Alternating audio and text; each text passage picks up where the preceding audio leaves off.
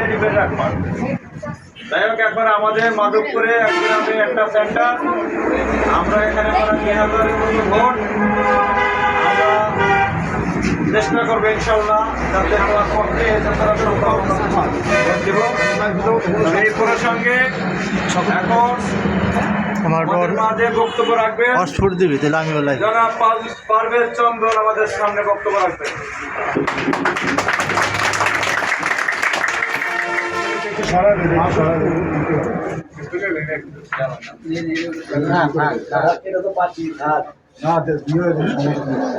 এটা আসলে আমাদের কিন্তু বরাবরই একটু সমস্যা এখন ক্লিয়ার হয়েছে।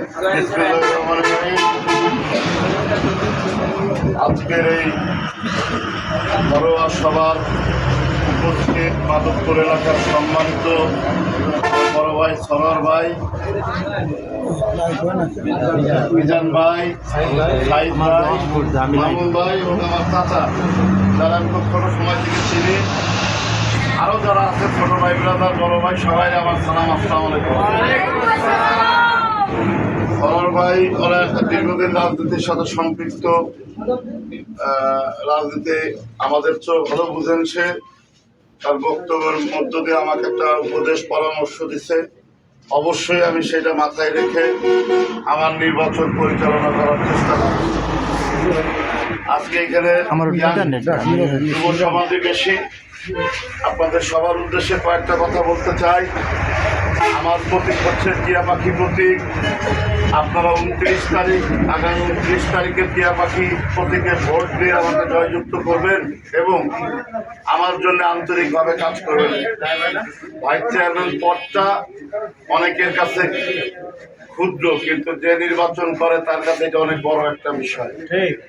আমার কথা হচ্ছে, যেহেতু আমি নির্বাচনের একজন প্রার্থী, তাই আমার কাছে এটা অনেক বড় বিষয়।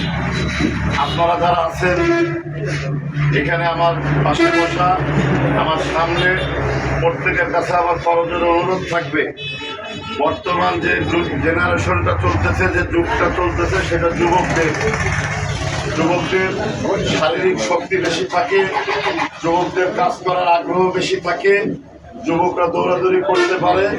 সেই জায়গা থেকে আমি একজন যুবক হিসেবে আপনাদের কাছে দাবি করি যে আপনারা আমাকে টিয়া পাখি মার্কায় ভোট দেবেন। আরও কিছু কথা বলি, সেটা হচ্ছে আমি গতকালকে বলে আসছি যে আমার একটা স্বপ্ন আছে যুবকদের নিয়ে